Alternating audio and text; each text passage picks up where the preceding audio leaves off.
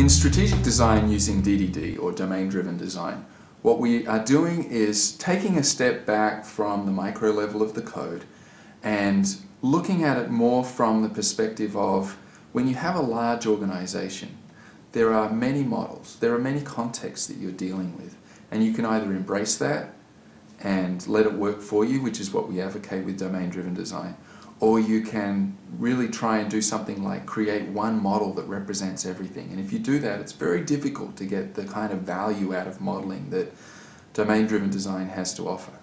In DDD, we say there are many models, there are many contexts, and so let's look at the different ways that these contexts interact with each other. Let's look at the different ways that teams could potentially be organized around these models. And then let's work through those using concrete examples in the session to see how it might apply and the types of advantages that we might want to give. So we cover areas like, if we have a legacy system that we're trying to deal with, what kind of pattern would that be? And if we have to interact with that, do we try rewriting the whole thing? Do we try and carve out some of that functionality into a new context? If we do that, how do we isolate ourselves from the existing context? What patterns are there that could help us with that? We talk about situations like integrating in with a third party, and how do we do that? When do we make those kind of decisions?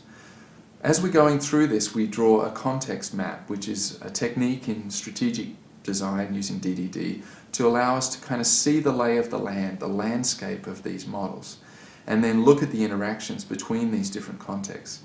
And then related to that is the notion of core domain. So one of the guiding principles in DDD is to focus on the core domain. This is the area where we're going to get the greatest competitive advantage. This is where we want to do our best modeling work. So we spend a lot of time in the talk going through what is the core domain, how do we identify that, and given the different types of subdomains, core domain, supporting subdomains, generic subdomains, how do we approach each of those in a way that's going to allow us to get the most benefit from the design work that we do?